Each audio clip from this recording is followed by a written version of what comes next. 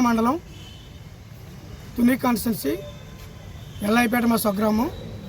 మా తల్లిగారు 2 సార్లు సర్పంచ్ గాను 2 సార్లు గెలిచారు ఉమ్మడి ముసలాయిపేట పంచాయతీకి. అలాగే నేను తొండంగి మండల పార్టీ అధ్యక్షుడిగాను మొన్న పోయిన 2019 ఎలక్షన్లో వైసీపీ వాళ్ళ దౌర్జన్యకాండలో సర్పంచ్ గాను పోటీ చేసి అలాగే జడ్పీ టీసీగాను తొండంగి మండలం నుంచి కంటెస్ట్ చేయడం జరిగింది. అలాగే మా పక్క సెగ్మెంట్ గానవాయిపేటలో కూడా తెలుగుదేశం పార్టీలో ఎవరు పోటీ చేయడానికి వైసీపీ వాళ్ళు దౌర్జన్యకాండకు భయపడితే నేను మా చెల్లి గారిని చొక్కా గీత గారిని అక్కడ కూడా పెట్టి పార్టీ కట్టుబడి ఉన్నాను. నేను నా మీద వైసీపీ వాళ్ళు చాలా కేసులు పెట్టారు. మా తండ్రి గారి మీద కూడా రేప్ కేసు పెట్టారు. ఇప్పుడు నా మీద ఎస్సీ ఎస్టీ కేసులు 5 పెట్టారు. నేను గణతంత్ర దినోత్సవం రోజుని తుని సబ్ జైల్లో ఉన్నాను. నేను ఈ యొక్క రాజకీయ వైసీపీ వాళ్ళు దమనకాండ వల్ల అలాగే వైసీపీ నాయకులు నా యొక్క వ్యాపార సంస్థని ఇల్లుని కూల్చేశారు. దాని మీద కూడా కూల్చేసి మళ్ళీ నా మీదే కేసు పెట్టారు. ఇన్ని బాధలు కూడా తట్టుకొని నేను పార్టీ కోసం పనిచేశాను. దానికి ధర్మిల లోకేష్ బాబు గారు, చంద్రబాబు నాయుడు గారు, మొత్తం రామకృష్ణ గారు వీళ్ళందరూ కూడా నన్ను మత్స్యకార విభాగం కాకినాడ జిల్లా అధ్యక్షుడిగా కూడా ప్రమోట్ చేయడం జరిగింది. ప్రభుత్వం అధికారం లేని టైంలో జనాలు వేసుకొని పార్టీ కష్టపడి అన్ని విధాలు కూడా నేను నా శక్తియుక్తుల జిల్లాలో మత్స్యకార కుటుంబం నుంచి వచ్చిన అందరినీ కూడా కలుపుకొని తెలుగుదేశం పార్టీకి సపోర్ట్ చేసే విధంగా చేసి ఇక్కడ తునిలో స్థానిక శాసనసభ్యురాలు యనమల దేవి గారి గెలుపుకి ఆర్నెస్లు కృషి చేసినటువంటి నేను దానికి నారా లోకేష్ గారు, చంద్రబాబు నాయుడు గారు, రామకృష్ణ గారు గుర్తించి నా యొక్క శ్రీమతి వీర వెంకటలక్ష్మి గారికి తుని మార్కెట్ యార్డ్ డైరెక్టర్గా ఇవ్వడం జరిగింది. మొన్న గడిచిన పంచాయతీ ఎలక్షన్లో 6 మెంబర్లు వచ్చాయి. వైసీపీ 6, టీడీపీ 6 వస్తే దౌర్జన్యంగా నా మీద కేసులు పెట్టి దౌర్జన్యంగా 50 ఓట్లతో గెలిచినట్టు వాళ్ళు డిక్లేర్ చేసుకున్నారు. పార్టీ కష్టపడి ఇన్ని రోజులు కూడా నేనున్నాను. పార్టీ కష్టకాలంలో జనాలు తీసుకొచ్చి పార్టీ కోసం పనిచేశాను. లోకేష్ గారికి, పెద్దలకు అందరికి కూడా మీ పాత్రికేయ ముఖంగా తెలియజేయండి ఏంటంటే పార్టీ కష్టకాలంలో వాళ్ళు వదిలేసి ఇప్పుడు కొందరు దొడ్డిదారిని ఎవరో మొఖాలు తెలియనటువంటి వాళ్ళు వచ్చి లాబింగ్ చేసి ఇక్కడ దందాలు చేసి నా మీదకి తొండంగి ఎస్సీ జగన్మోహన్ రెడ్డిని రెవెన్యూ వాళ్ళు తీసుకొని రాత్రులు నా ఇంటి మీదకి నా వ్యాపార సంస్థల మీద కూడా దాడి చేశారు. దానికి ఫోటోలు ప్రూఫ్స్ కూడా నా దగ్గర ఉన్నాయి. నేను పెద్దల దృష్టికి తీసుకెళ్లాను. ఈ రోజుని మార్కెట్ యార్డులోకి మా శ్రీమతి ఇక్కడ బూత్ కని ఉన్నారు, చొక్కా కొండబాబు బూత్ కని ఉన్నారు 2, మా ఊర్లో 2 బూతులు బూత్ కని ఉన్నారు 2, ఎరిపల్లి సత్యనారాయణ, వార్డు మెంబర్లు 3 అందరూ ఇక్కడ నాయకులందరూ కూడా ఇక్కడికి రావడం జరిగింది. నేను లోకేష్ గారికి, మా జిల్లా అధ్యక్షుల వారికి, చంద్రబాబు నాయుడు గారికి, రామకృష్ణ గారికి, మా ఎమ్మెల్యే గారికి అందరూ కూడా మేము తెలియజేసింది పార్టీకి కష్టపడేవాడిని బాధ పెట్టకండి. పార్టీకి ఎవరు ఎస్ఐ జగన్మోహన్ రెడ్డి ఇక్కడ నుండి తమ్మైపేటలో 4 ఇసుక ర్యాంపులు ఉన్నాయి, తుల్లో 5 ఉన్నాయి. పాత్రికేయ సోదరులు ఎవరికి కూడా తెలియదు ఏం కాదు. నా దగ్గర ఫొటోస్ ఉన్నాయి, ప్రూఫ్స్ ఉన్నాయి, వీడియోస్ ఉన్నాయి. ఇప్పుడు నేను ఇక్కడికి వచ్చి నేను పార్టీ కష్టపడ్డాను, పార్టీ కష్టకాలంలో పనిచేశాను. మా పెద్దలు నేను రిజైన్ చేయడానికి వస్తే నువ్వు కంగారు పడకని చెప్పి మా జిల్లా అధ్యక్షులు వారు నాకు ఫోన్ చేయడం జరిగింది. అలాగే పార్టీ సెంట్రల్ ఆఫీస్ నుంచి కూడా నాకు ఫోన్ చేశారు. రమణ గారు మీరు కంగారు పడకండి, మీరు ఇప్పుడు అసెంబ్లీ సమావేశాలు జరుగుతున్నాయి కాబట్టి మీరు మమ్మల్ని వచ్చి కలండి, మీకు ఏదైనా ఇబ్బంది ఉంటే మేము దాన్ని సాల్వ్ చేస్తాం, మీరేం కంగారు పడొద్దని చెప్పడం జరిగింది. దయచేసి పాత్రికేయ సోదరులు కూడా చెప్తున్నాను, తొండంగి ఎస్ఐ గారు దందా చేసి నేను లారీ కొనుక్కొని రాజమండ్రి నుంచి మైనింగ్ బిల్లుతో గోదావరి ఇసుక తెచ్చుకొని నాకు బ్రిక్ ఇండస్ట్రీ ఉంది, సిమెంట్ బ్రిక్, రెడ్ బ్రిక్ ఉన్నాయి. అవన్నీ తీసుకుని నేను అక్కడ పెట్టుకొని ఏదైనా ఒక లారీ 2 లారీలు ఒకవేళ మిగిలిపోతే లోకల్లో ఒక ట్రాక్టర్ 2 ట్రాక్టర్లు ఏదైనా తీసుకున్నా నేను ఏదో చేసుకుంటున్నాను. మొన్న రాత్రి ఎస్ఐ గారు వచ్చారు, ఫోన్ చేసి 50,000 అడిగారు. ప్రతి ఒక్కరి దగ్గర కూడా 50,000 ఇట్లా చేస్తున్నారు. తమ్మేపేటలో 5 ఉన్నాయి, తుల్లో 7 ఉన్నాయి. ఇసుకి మామూలుగా రాజమండ్రి తెచ్చి చేసుకున్నాయి. మైనింగ్ బిల్లుతో ఉన్నాయి. పక్క బిల్లు అని చూపించాను, బిల్లు కూడా నా ఫోన్లో ఉన్నాయి. సోదరులకు అదొక కాపీ ఇస్తాను. మీకు సంబంధం ఏంటని చెప్పి అమారం ఇద్దరిని అడిగాను. మీరు మైనింగ్ బిల్ గవర్నమెంట్ ఏరుల్లో కానీ వాగుల్లో కానీ ఎక్కడ ఇసుక దొరికితే అక్కడ మీరు ఫ్రీగా తీసుకోండి అని చెప్పి చంద్రబాబు నాయుడు గారు, లోకేష్ గారు అందరూ కూడా చెప్పడం జరిగింది. ఇసుక కూడా చాలా తక్కువ రేటుకి కూటమి ప్రభుత్వం అందించడం జరుగుతుంది. పార్టీ కష్టకాలంలో పనిచేసినటువంటి నన్ను టార్చర్ చేసి, నా మీద దాడి చేసి, నన్ను బెదిరించి నానా హింసలు గురి చేస్తున్నాడు. తొండంగా జగన్మోహన్ రెడ్డి మీద యాక్షన్ తీసుకుని ఆయన సస్పెండ్ చేయకపోతే నేను మూకుమ్మడిగా నేను విజయవాడ సెంట్రల్ ఆఫీస్లో కూడా అక్కడ బాబు గారి సమక్షంలో, లోకేష్ గారి సమక్షంలో నేను ధర్నా చేయడం కూడా జరుగుతుంది. ఇప్పుడు ఈ రోజుని పార్టీ జిల్లా అధ్యక్షులు గారు నవీన్ గారు ఇప్పుడు ఇక్కడికి వచ్చిన నాకు ఫోన్లో మాట్లాడారు. రమణ గారు, మీరు కంగారు పడకండి, మీరు కష్టపడ్డారు తెలుసు అని చెప్పన్నారు. ఎవరైతే తెర వెనకుండి నడిపిస్తున్నాడో ఇవన్నీ కూడా ఇంకా ఆడొక్కడే బతకాలి, ఇంకెవడో బ్రతకక్కర్లేదు. ఎస్ఐకి చెప్పి ఎస్ఐ గారిని మా మీద గుచ్చికలిపి నేను పార్టీకి లక్షలాది రూపాయలు ఖర్చు పెట్టాను. సుమారు 2019 30 సంవత్సరాల నుంచి తెలుగుదేశం పార్టీలో నేను ఉన్నాను.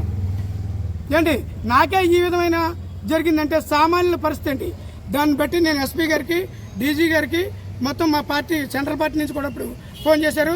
రమణ గారు, మీరు ఏం కంగారు పడద్దు, మీరు ఏవైతే ఉన్నాయో మీ ఆధారాలు పట్టుకుని మీరు మమ్మల్ని కలవండి అని చెప్పారు. మేము పార్టీ అధిష్టానాన్ని కూడా కలుస్తాను, నా యొక్క ప్రూఫ్స్ అన్నీ కూడా పట్టుకుని పార్టీ అధిష్టానాన్ని కలుస్తాను. ఎవరైతే తొండంగా వేస్తే జగన్మోహన్ రెడ్డి ఉన్నాడో అతని మీద యాక్షన్ తీసుకొని డిస్మిస్ చేయాలి.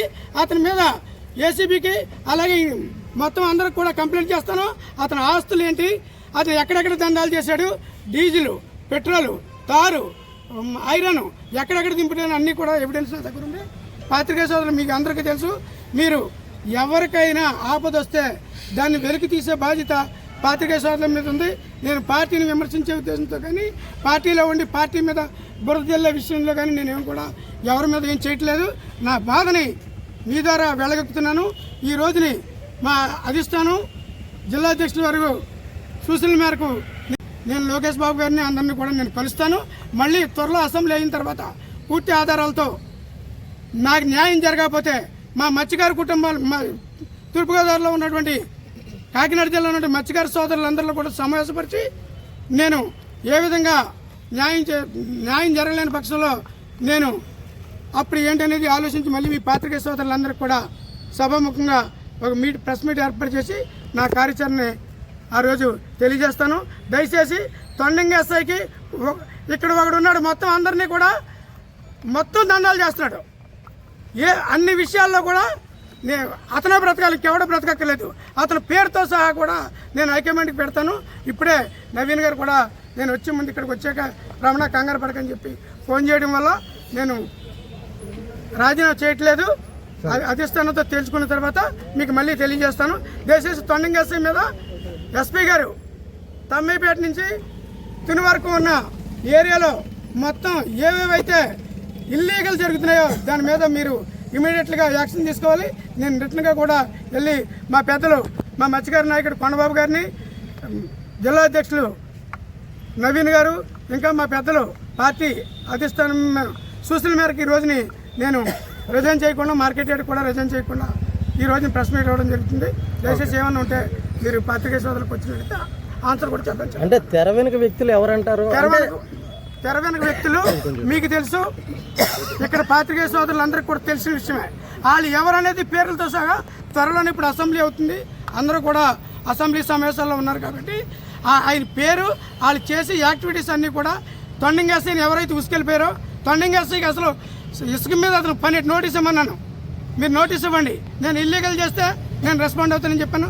ప్రైవేట్గా కూడా మా అబ్బాయి, మా చిన్న అబ్బాయి సుప్రీంకోర్టులో అడ్వకేటు ఢిల్లీలో, లీగల్గా కూడా దాని మీద నేను చర్చించి ప్రైవేట్ కేసు కూడా తొండంగా ఎస్ఐ మీద వేస్తాను. శాఖాపరంగా కూడా చర్య తీసుకోవాలని చెప్పి లోకేష్ గారిని, ఎస్పీ గారిని, జిల్లా ఎస్పీ గారిని, డీజీపీ గారిని, మా పెద్దలందరినీ కూడా ఈ సభాముఖంగా తెలియజేసి వినిపిస్తున్నాను. ఇలా చేసినట్టయితే నాకే ఇలా జరిగింది, ఇంకో కార్యకర్తకి ఎవరికి కూడా జరగకుండా పార్టీని మళ్ళీ బ్రతికించుకునే విధంగా మీరు చేయాలని చెప్పి కోరుకుంటూ ఈ అవకాశం ఇచ్చిన పాత్రికేయ సోదరులకి మరొకసారి ధన్యవాదాలు తెలియజేస్తూ ఏమైనా తప్పులుంటే మన్నించవలసి. సుదీర్ఘ కాలం పాటు ఒక మత్స్యకార నాయకుడిగా మీరు తెలుగుదేశం పార్టీకి సేవలు అందించారు. అంటే అధికారం వచ్చిన ఈ టైంలో మీరు పార్టీకి రాజీనామా చేస్తాననే స్థాయికి ఎదిగారు. అంటే మీ మీద ఎటువంటి ఎలిగేషన్ లేకుండా ఇటువంటి పరిస్థితులు వచ్చాయి అంటారా, లేకపోతే ఇటువంటి ఆటంకాలు అంటే పోలీస్ డిపార్ట్మెంట్ మీ మీదకే వచ్చిందంటే కనీసం మీ మీద ప్రైమరీ ఎవిడెన్స్ లేకుండా మీ స్థాయికి వచ్చారంటారా? అంటే గ్రామ కంఠం భూముల్లో కానివ్వండి, ఇసుక రవాణా విషయంలో కానివ్వండి, కొన్ని ఎలిగేషన్ మీ మీద ఉన్నాయని ఒక ఆరోపణలు ఉన్నాయి. దీనివల్లనే పార్టీ మీ మీద ఇటువంటి చర్యలు తీసుకున్నదా, లేకపోతే పోలీస్ డిపార్ట్మెంట్ ప్రోత్సహించిందా అనేది ఏ విధంగా చెప్తారు మీరు చూస్తారా? నేను కూడా సుదీర్ఘంగా ఇంచుమించు నేను 89లో నా ఇంటర్మీడియట్ అయింది. అప్పటి నుంచి కూడా నేను రాజకీయాల్లో ఉన్నాను. నా దగ్గర ఏదైనా ఇల్లీగల్ యాక్టివిటీస్ ఉంటే బహిరంగంగా నేను మీ పాత్రికేయ సోదరులకి దేనికైనా నేను సిద్ధం. అలా కాని పక్షంలో నా మీద కక్షపూరితంగా ఏదైనా నేను ఇల్లీగల్ చేసినట్టుంటే ఇప్పుడు నోటీస్ ఇవ్వమనండి. నేను ఎస్ఐ గారిని అడిగాను, మీరు పార్టీ 1 నోటీస్ ఇవ్వండి, నేనేమైనా తప్పు చేస్తే నేను దానికి ఏంటనేది సమాధానం చెప్తాను. మీరు ఇండైరెక్ట్గా మా దగ్గరికి మొబైల్ ఇండైరెక్ట్గా మీరు రావడానికి మీకు రైట్ ఏంటి? మీరు ఇండైరెక్ట్గా మీరు రావాల్సిన పని ఏంటి? నేను ఎటువంటి అక్రమాలు కానీ ఎటువంటి దౌర్జన్యాలు కానీ చేయలేదు. నేను పార్టీకి ఇప్పుడు రాజీనామా చేయడానికి నేను రాలేదు. నేను తెలుగుదేశం పార్టీకి కంకణం కట్టుకున్నాను. నేను వైసీపీ వాళ్ళతో కుమ్మెక్క కానీ ఇంకోటి కానీ చేసే మనస్తత్వం కాదు.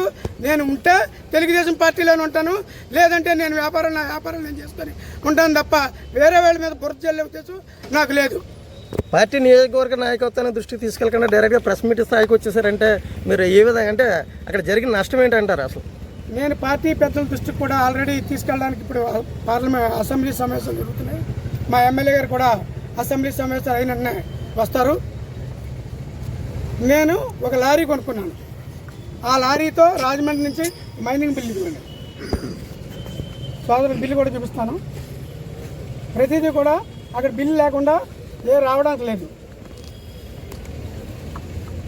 ఇల్లీగల్ నేను జరిగినట్టయితే మీరు పార్టీ కానీ ప్రభుత్వం కానీ ఏ సరి తీసుకున్నా నేను ఒప్పుకుంటాను. ఇదిగో రాజమండ్రి గోదావరి నుంచి మైనింగ్ బిల్లుతో వచ్చింది. ఇది ఎక్కడైనా 1-2 ఆల్రెడీ మరి ఇప్పుడు ఇక్కడ చేస్తున్నారా? ఇగో ఇదంతా కత్తిపూడి నుంచి ఇదిగోండి రాంబాబు గారు, ఇదిగోండి ఇప్పుడు ఇది అక్కడ తమ్మయ్యపేట 6,50,000 వసూలు చేస్తున్నాడు. జిఎస్టీ కట్టడానికి లేదు. నేను జిఎస్టీ వాడరు, నాకు వాటి విషయం కట్టమన్నా జిఎస్టీకి దీనికి సంబంధం లేదు. ఇది నేను ఆల్రెడీ జిఎస్టీ వాళ్ళని ఇన్కమ్ ట్యాక్స్ వాళ్ళని ఇదిగో ఎక్కడెక్కడ దండాలు చేశారండి.